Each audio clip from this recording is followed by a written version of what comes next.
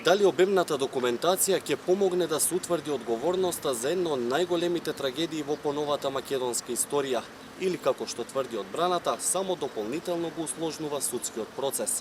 На судењето за пожарот во дискотеката Пулс во Кочани денеска продолжи презентирањето на инспекцијски извештаи, записници и решенија поврзани со работата на општинските инспектори, додека одбраната повторно реагираше на обемот и според нив релевантноста на делот доказите. Презентираното содржаше извештај од инспекцијски надзори, документација за заеднички контроли и решенија за ангажирање на овластени градежни инспектори, кои според обвинителството се важни за утврдување на надлежностите и евентуалните пропусти пред пожарот. Одбраната побара да не се изведуваат докази за објекти кои според нив не се предмет на обвинението. Обвинителството возврати дека тие се поврзани со истиот правен субјект и затоа се релевантни за постапката. Адвокатот Петре Шилегов оцени дека досегашната доказна постапка ја потврдува тезата на одбраната, оти обвинението е поставено премногу широко. Навистина и за нас како одбрана станува нејасно која е крајната цел на обвинителството, што всушност сака да докаже. Ова уште повеќе што уште на почетокот на судењето кажавме дека со ваквиот опфат на обвинението, со ваквите докази, прво предолго ќе трае.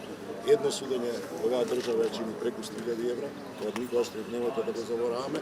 За внатре да гледаме да ни изнесуваат докази, дали некој кафич плаќал комунална такса или не плаќал. Секој доказ е чекор поблиску до вистината, порачаа родителите на загинатите во трагедијата во Пулс, реагирајќи на денешните забелешки на одбраната.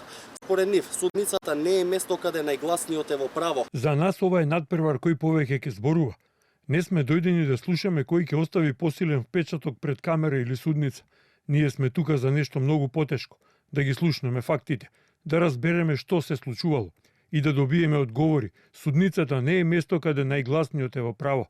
На крајот, тежина немаат коментарите, туку доказите. Делот од одбраната реагираше и на начинот на изведување на доказите и форматот во кој тие им биле доставени, оценувајќи дека тоа создава нефер услови во текот на рочиштето. Според нив, дел од доказите не им се достапни во соодветна форма, поради што имаат потешкоти во нивното следење и анализа.